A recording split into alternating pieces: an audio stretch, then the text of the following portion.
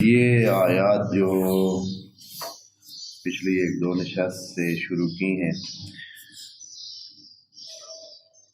رمضان اور روزوں کے حوالے سے تھی، صیام کے بارے میں خدائے منان نے ہدایت اور تقوی کے حصول کے لیے کرم کیا اور انسانوں کو رہنمائی کی صیام کی طرح۔ درمیان میں یہ آیت ہے اور اس کے بعد والی جو آیت ہے وہ بھی روزوں سے مربوط ہے، لیکن یہ جو درمیان میں آیت ہے 186 نمبر، یہ لگ یوں رہا ہے کہ یہ درمیان میں جیسے کہ قرآن نے کہا ہے کہ اگر قرآن جب نازل ہو رہا ہو تو کوئی بات آپ نے پوچھنی ہو تو پوچھ لیا کرے، یا ایھا الذین آمنوا لا تسألوا عن اشیاء تبد لکم تسؤکم وإن تسألوا حین ینزل القرآن تبد لکم، کہ اے ایمان والو خام خواہ بلا وجہ چیزوں کے بارے میں سوال مت کیا کرے۔ لوگ اس طرح کرتے تھے کہ اچھا وہ چیز کیسے ہے، حرام ہے یا حلال ہے، فلاں چیز کیسے ہے، حرام ہے یا حلال ہے، یعنی بلا وجہ جن چیزوں کا تعلق ہی نہیں۔ جیسے ابھی کوئی آپ سے ممکن ہے کہ پوچھے کہ جناب ختمی مرتبت کی نانی کی بہن کا نام کیا تھا، وہ اب سارے جتنے بھی ہونے ہو کسی کو پتہ نہیں ہو، وہ کہے گا بلے بلے سوال کیتا نہیں جواب۔ ایسے ہی نہ خام خواہ جن چیزوں سے تعلق بھی نہیں ہوتا تھا ایسے سوال کرتے رہتے تھے۔ کوئی تھے ایسے کم سمجھ لوگ، تو منع کیا گیا کہ ایسے خام خواہ سوال نہ کریں، پھر جب سوال کریں گے تو جواب تو آئے گا، جواب آئے گا تو جو چیز ابھی لا علمی کی وجہ سے چل رہی تھی، آپ کو کوئی مسئلہ نہیں تھا تو اللہ نے بھی معاف کر رکھا تھا، تو وہ چل رہا تھا۔ اب اگر آپ نے پوچھ لیا ہے، آپ کو علم ہو گیا، تو آپ حتماً پھر آپ کو کیا ہوگی، اس کی اہلیت اور حرمت کے مطابق اپنے آپ کو سیٹ کرنا پڑے گا۔ تو اس وجہ سے زیادہ سوال غیر ضروری نہ کریں۔ جو چیزیں بتانی ہیں قد فصل لکم ما حرم علیکم، اللہ نے بتا دیا ہے جو آپ پر حرام ہے، خام خواہ سوال نہ کریں۔ تو یہ جو ہے یہ ان رمضان والی آیت یعنی جو روزوں کے حوالے سے بات کرتی ہے، اس آیت پہلی آیت وجوب روزہ کے بارے میں اور دوسری شرائط یا اس کے جو حالات ہیں یا کیا کیا دھیان کرنے ہیں روزوں کے بارے میں اور کتنا دھیان کرنا ہے، وہ آیت بعد میں ہے جو اگلی 187 نمبر آیت ہے۔ تو یہ درمیان میں ایک آیت آئی ہے، اس سے پتہ چلتا ہے کہ خود آیت کا مضمون بھی ایسا ہے کہ جس میں مومنین کی طرف سے یا جو عباد اللہ تھے ان کی طرف سے یہ پوچھا گیا ہے نبی کریم سے۔ کیا پوچھا گیا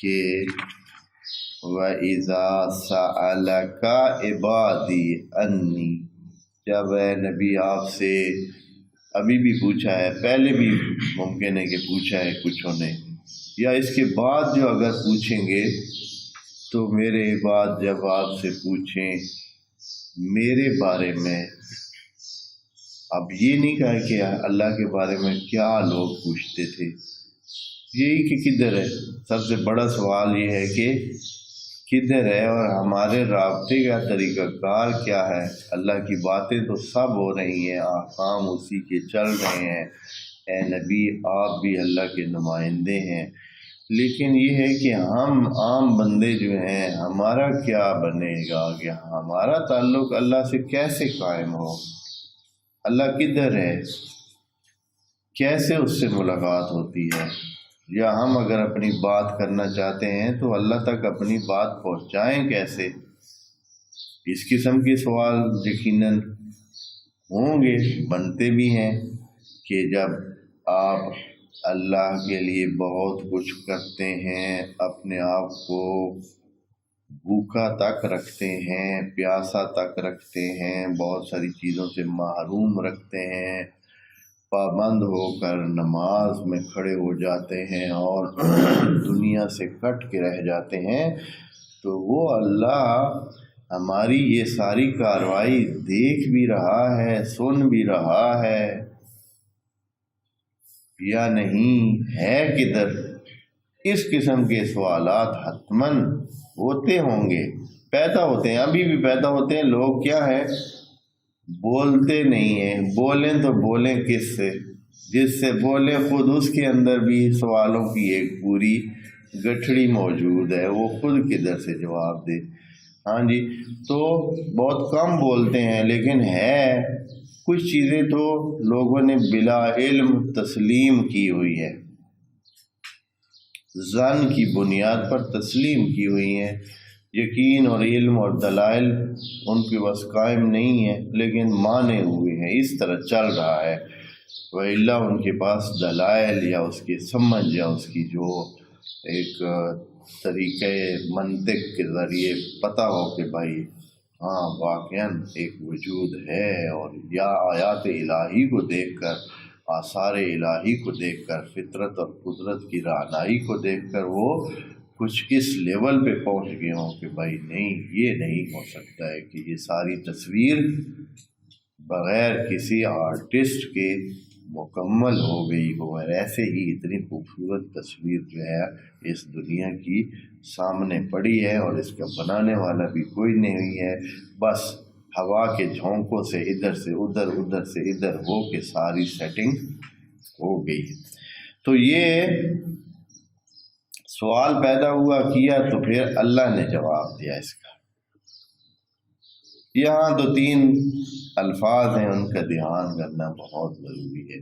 قرآن کی وہ نزاکتیں، قرآن کی وہ رعایتیں اور دھیان اور لحاظ جو ہے، کتنا دھیان سے ایک ایک کلمہ یہاں رکھا جاتا ہے۔ قرآن میں عباد کا لفظ آیا ہے اور عبید کا لفظ بھی آیا ہے، عباد کا لفظ اور عبید کا لفظ۔ عباد بھی جمع ہے عبد کی، اور عبید بھی جمع ہے عبد کی۔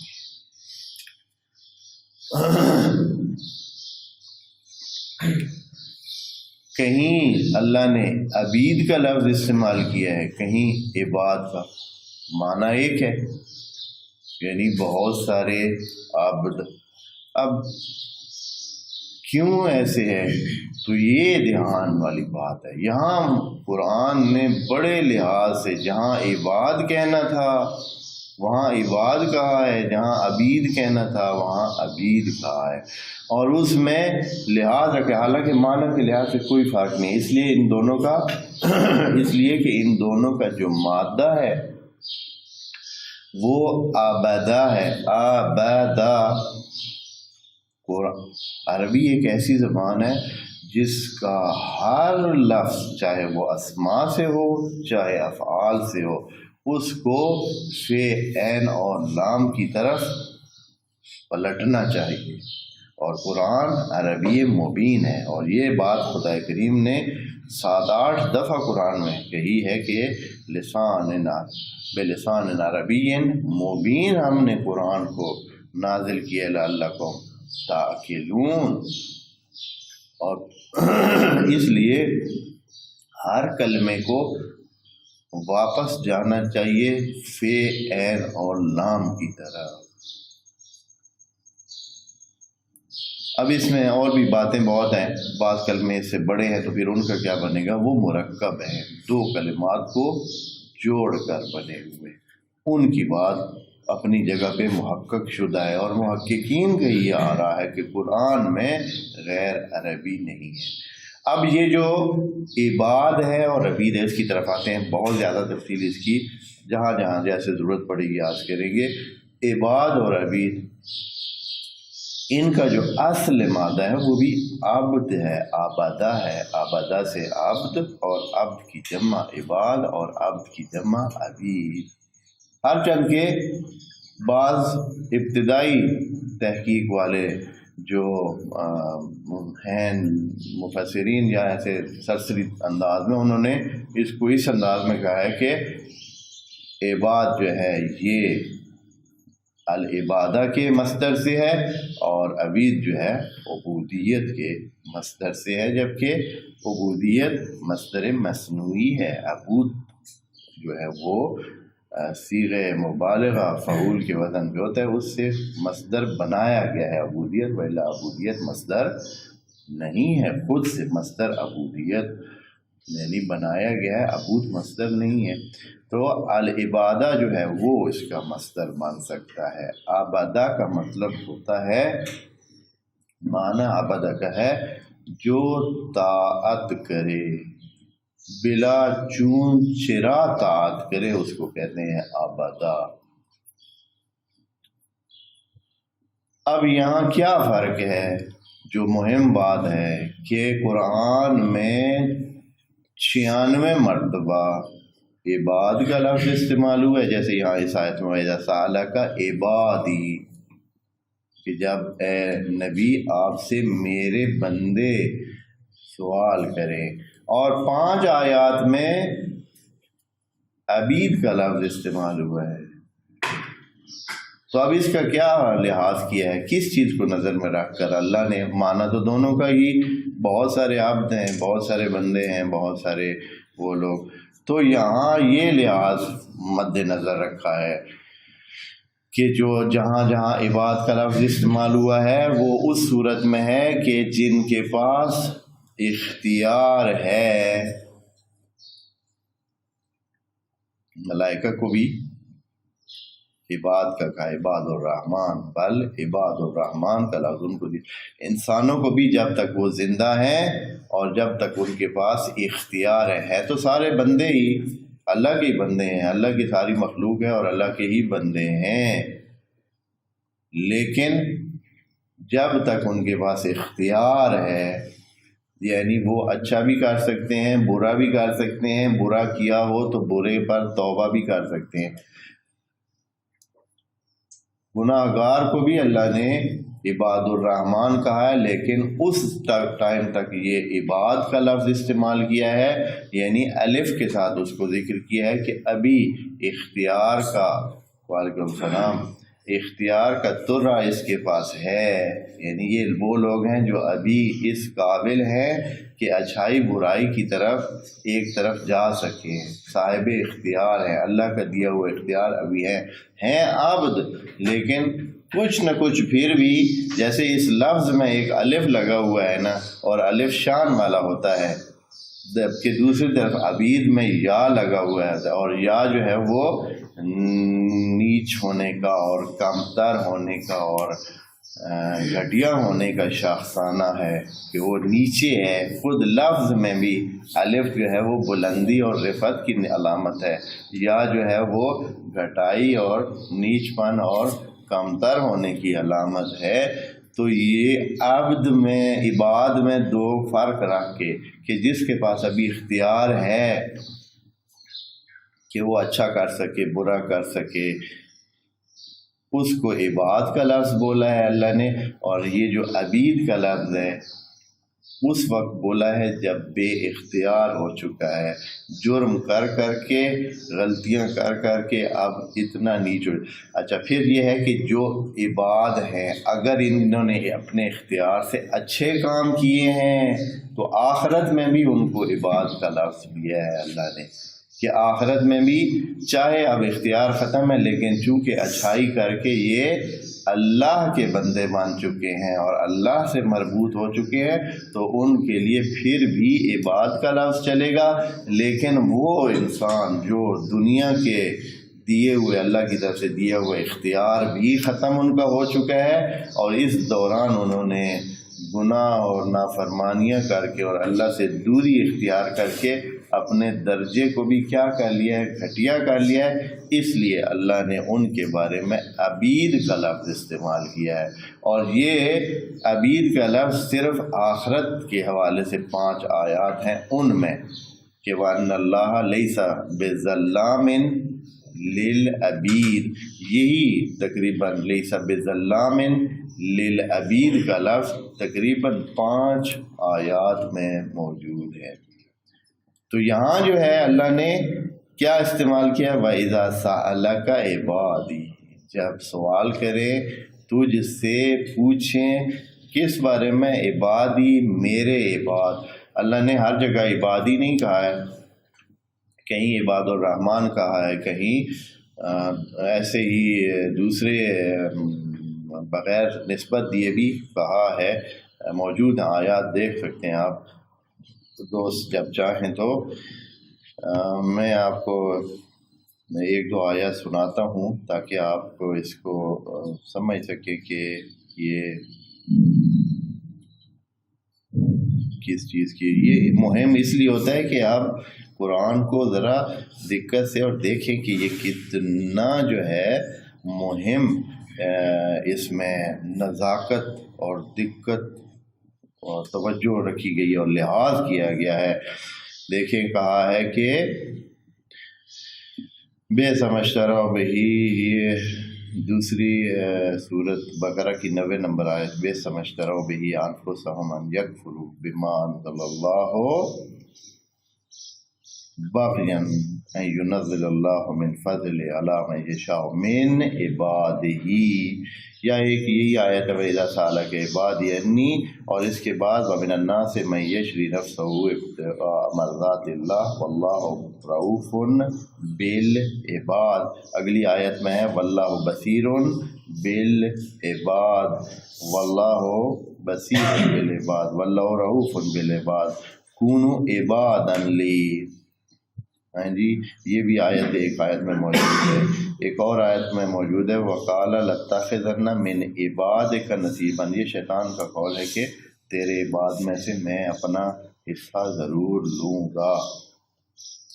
تو ان تعذبہم فإنہم عبادک، تو اس طرح اللہ نے عباد کا لفظ بولا ہے جب تک کہ ان کے پاس کیا ہے؟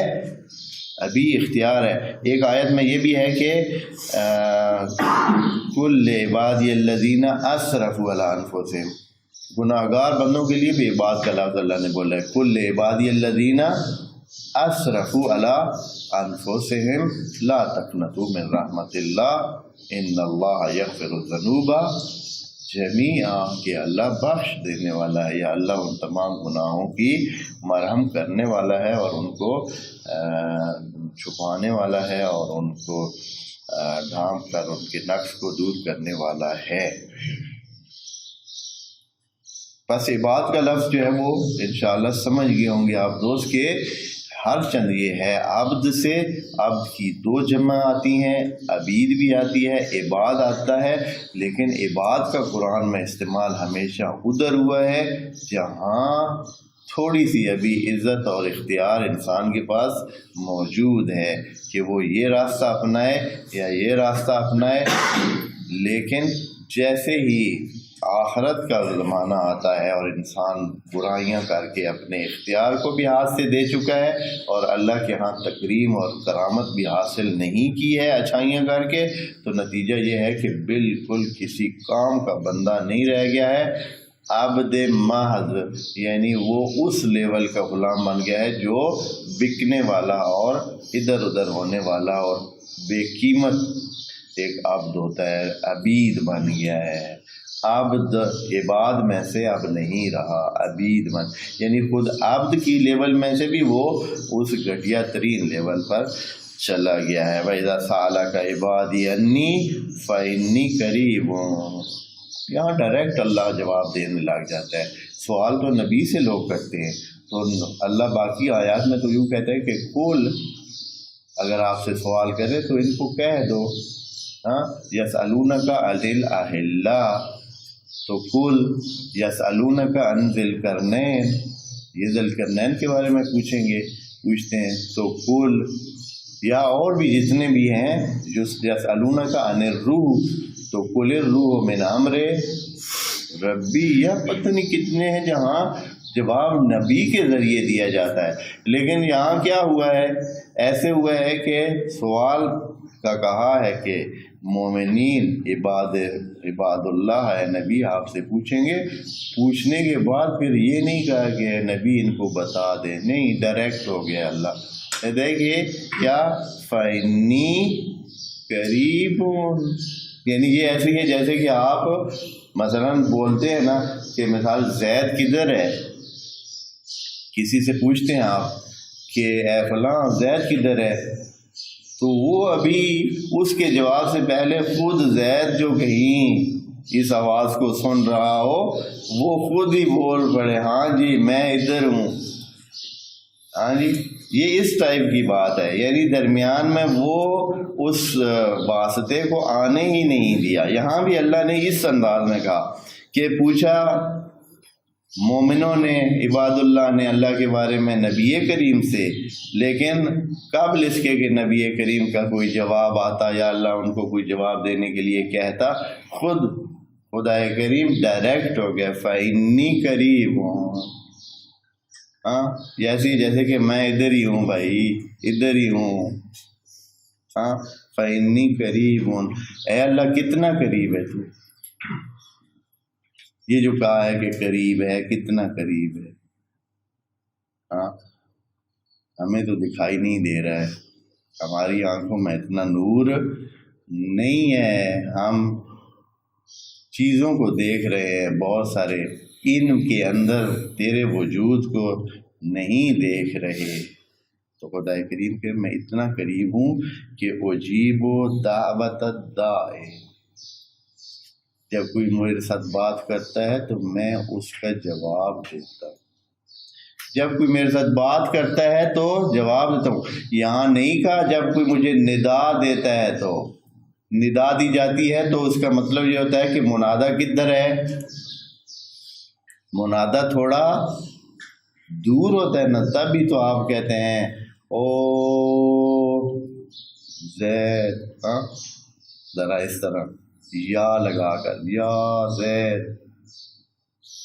تو یہ جو ہے منادا تو دور کے لیے ہوتا ہے، لیکن بولنا ہوتا ہے جب انسان کسی کے ساتھ بولتا ہے، اس کے ساتھ اپنا دعویٰ اس کے سامنے رکھتا ہے، اپنی بات اس کے سامنے رکھتا ہے، تو اس وقت کتنا انسان دوسرا قریب ہوتا ہے، بالکل ہی قریب ہوتا ہے. اجیبو، میں جواب دیتا ہوں، یعنی جب کوئی کہے یا اللہ تو آگے سے اللہ کہتا ہے کہ اے عبدی. ہاں، جب اللہ کو آپ پکارتے ہیں تو اللہ کہتا ہے کہ عبدی، بولو کیا چاہیے، کیا مسئلہ ہے، کیا بولنا ہے. عبدی اجیب دعوت الداع، لیکن کب؟ لیکن شرط یہ ہے کہ اذا دعانی، جب مجھے بلائے تو، جب مجھے بلائے تو پھر میں اس کو جواب دیتا ہوں.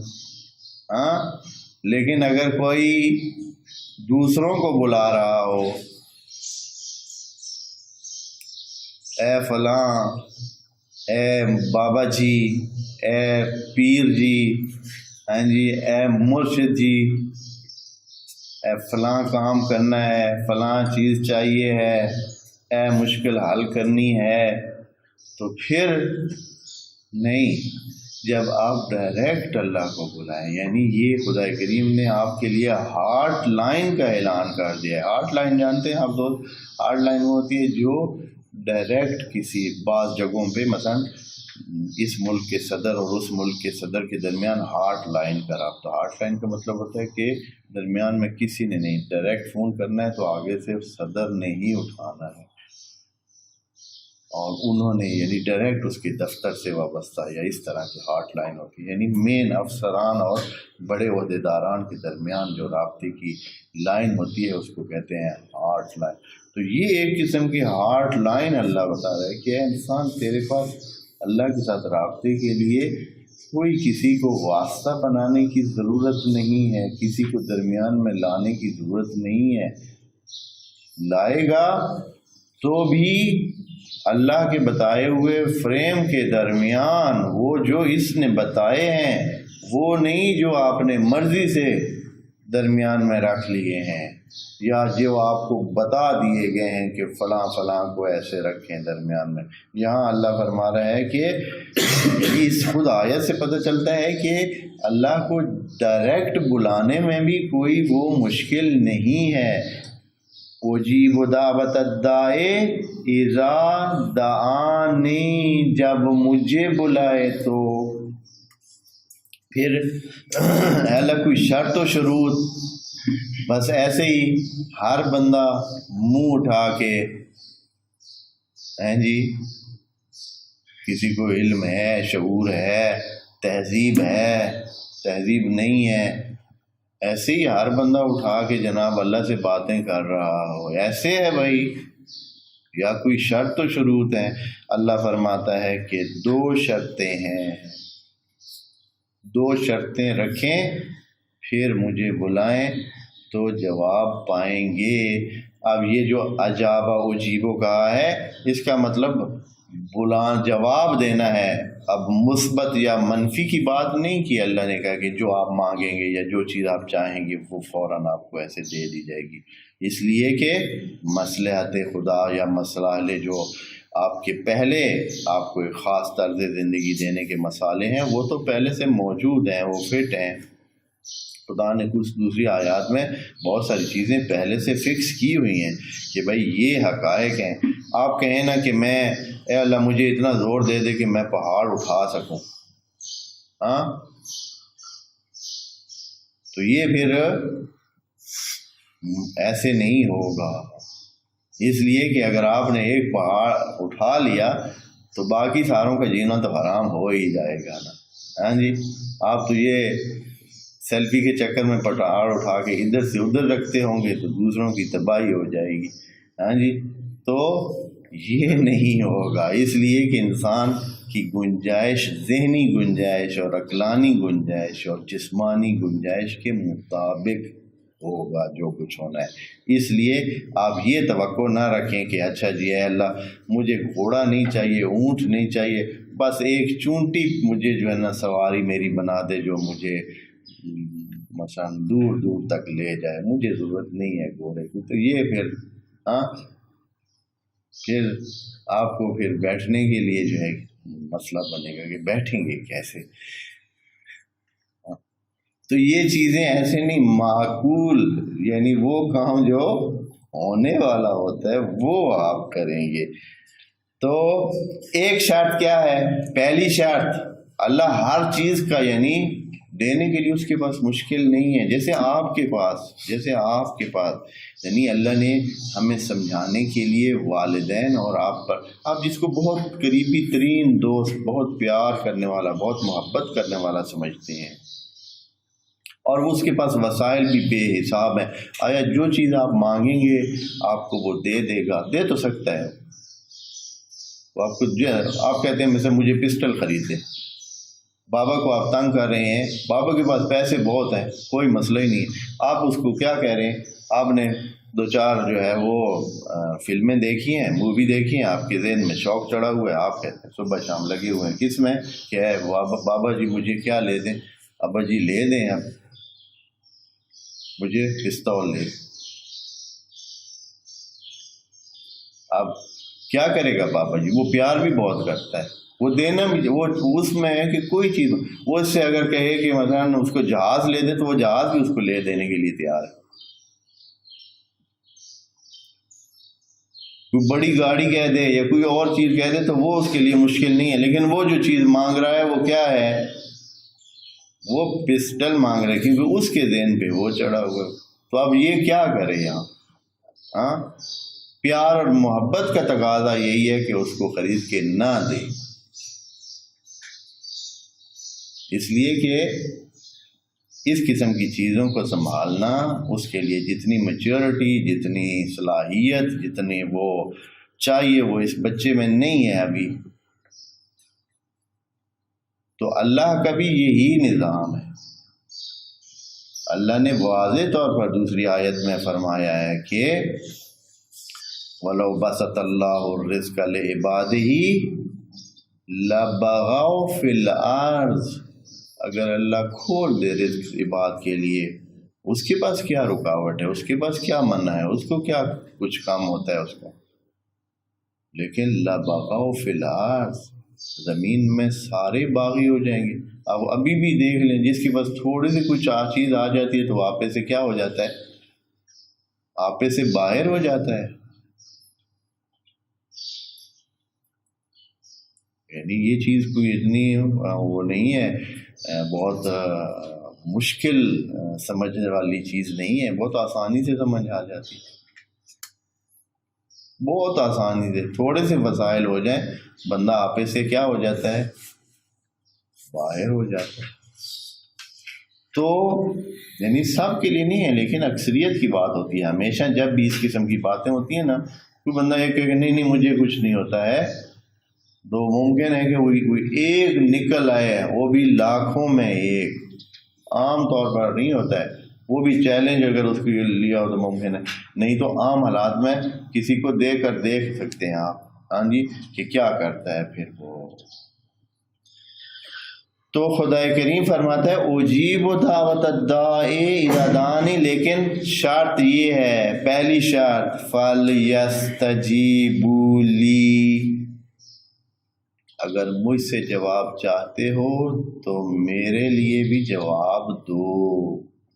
اجابہ یجیبو جو ہے، یہ اجیبو جو ہے یہ جیب سے ہے، جایبا جیب سے، وہی عربی کی جیسے کہا ہے نا کہ ہر ایک کا ایک جذر ہوتا ہے، ایک جڑ ہوتی ہے، ایک مادہ ہوتا ہے اصلی، وہاں سے نکلتا ہے جیب سے۔ یعنی جب کوئی جواب دیتا ہے تو وہ آپ کے لیے جگہ بناتا ہے، آپ کو جگہ دیتا ہے، آپ کے لیے گنجائش پیدا کرتا ہے، یہ جواب دینا ہوتا ہے۔ جیب، جیب کہتے ہیں خالی جگہ کو، جو خالی جگہ ہوتی ہے، جو ایک جیسے جیوب ہوتا ہے، خود جیب بھی جیسے ہماری سب کی جیبیں خالی ہیں جی، جیب، یہ جیب کا لفظ جو اردو میں ہے یہ اسی عربی کے جیب کے لفظ سے۔ تو اجیبو یعنی میں گنجائش پیدا کروں گا، یعنی میں مانوں گا، یہ بات سنوں گا، یہ گنجائش پیدا کروں گا۔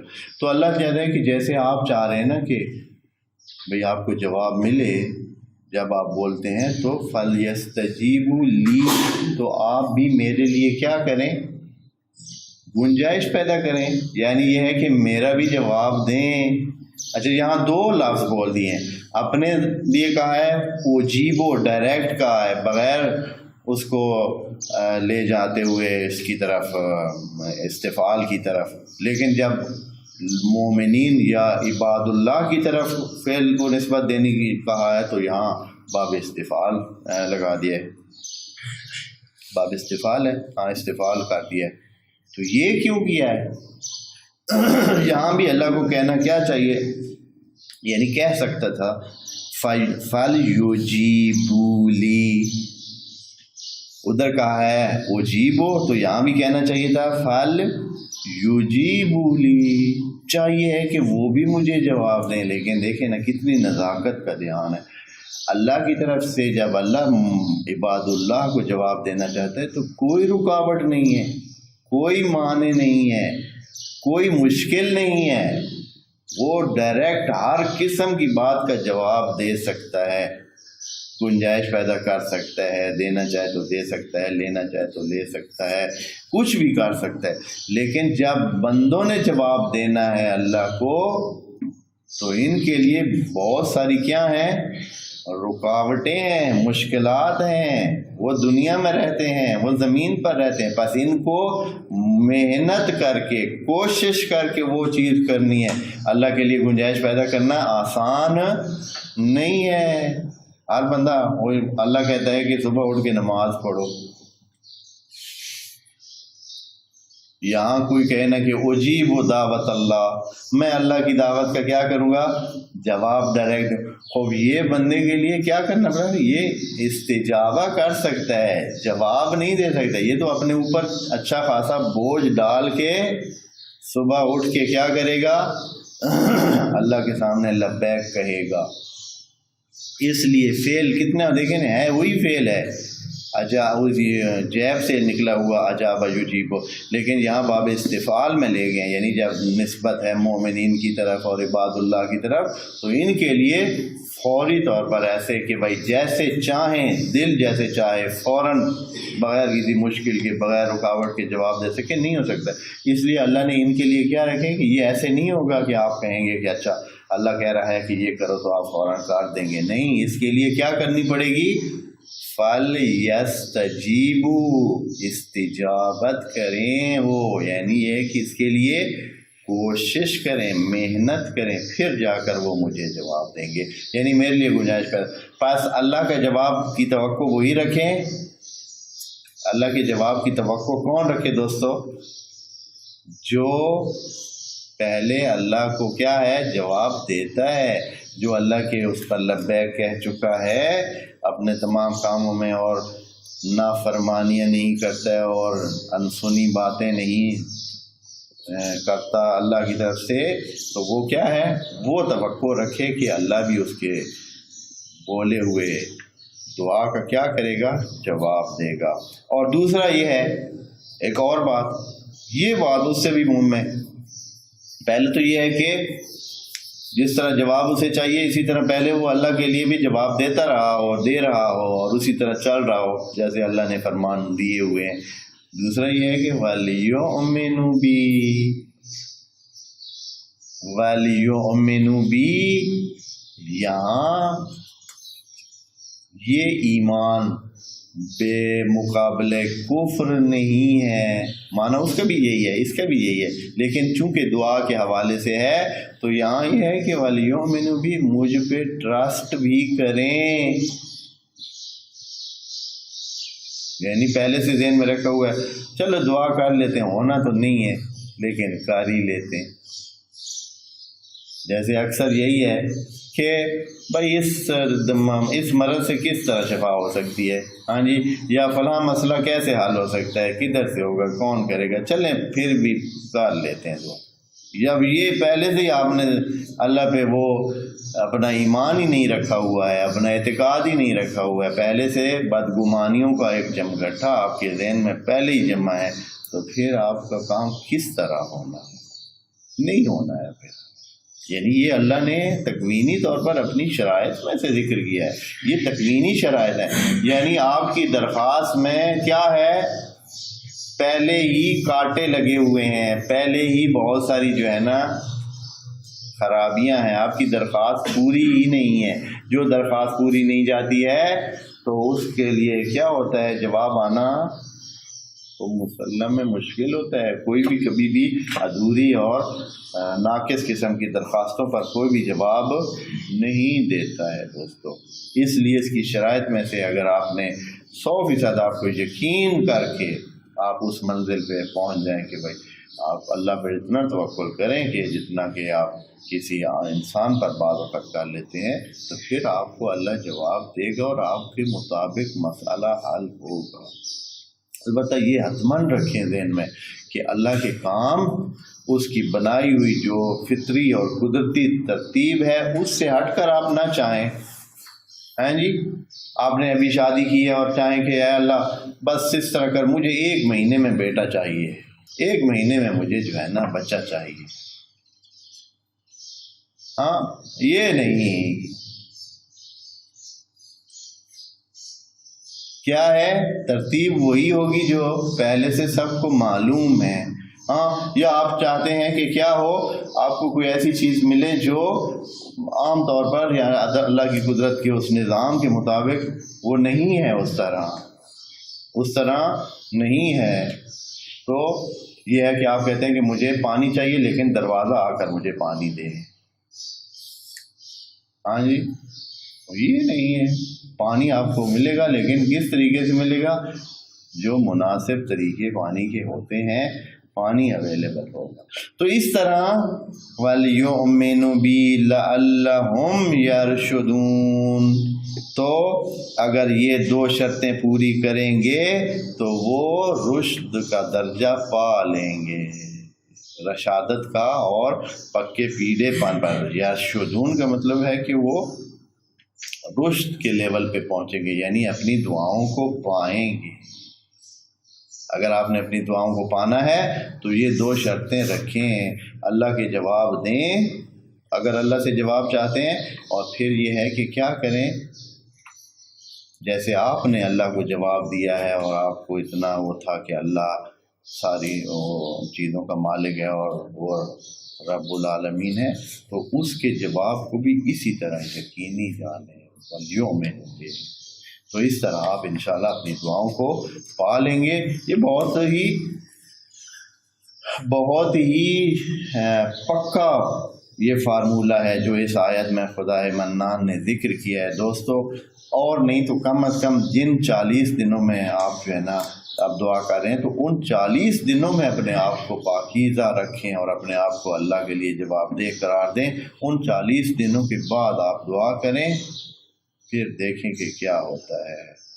اگر آپ پوری زندگی میں ایسے نہیں ہیں کہ بھائی اللہ کے تابع ہیں، کم از کم 40 دن آپ اپنے خاص رکھیں جس میں کیا کریں، اللہ کے کہے ہوئے باتوں کو لبیک کہیں اور پھر اس پر ٹرسٹ کر کے ایمان کامل رکھ کر دعا کریں۔ انشاءاللہ آپ کی دعا اسی طریقے سے پوری ہوگی جو اللہ کی ترتیب ہے۔ یہ حتماً ذہن میں رکھیں، کبھی یہ نہ خیال کریں کہ آپ دعا کر رہے ہیں چاہے پورا سال ہی بیٹھے رہیں، کہ آپ کھیت کے سامنے جائیں، گندم کے دانے آپ جو ہے بوری لے جائیں اور ڈالیں اور کہیں کہ اے اللہ کل صبح تک مجھے لہلہاتا ہوا کھیت جو ہے وہ چاہیے۔ جی اس طرح کی دعاؤں کو کوئی اثر نہیں ہوتا، یہ غیر معقول ہیں۔ اللہ کی کائنات اور اس کے تکوینی نظام میں خلل ڈالنے والی بات نہ کرے۔ اللہ کے لیے مشکل نہیں ہے، لیکن وہ اپنے تکوینی نظام میں خلل کسی صورت میں بھی برداشت نہیں کرتا ہے۔ اصلاً اس نے جو چیزیں لکھ دی ہیں اور پکی کر دی ہیں، حقیقت بنا دی ہیں، ان میں لا تبدیل خلق اللہ فطرت اللہ التی فطر الناس علیہا لا تبدیل لخلق، اللہ اپنی خلقت میں جو اس نے ترتیب دی ہے اس میں کوئی، کیونکہ پہلے ہی وہ اتنی متقن ہے، اتنی پکی ہے، اتنی پیڑھی اور صحیح ہے کہ اس میں کوئی اونچ نیچ کرنے کی ضرورت ہی نہیں ہے۔ اس لیے انسانوں کو اپنی دعاؤں کو کرنے میں بھی یہ نقطہ بھی مد نظر رکھنا چاہیے ہے۔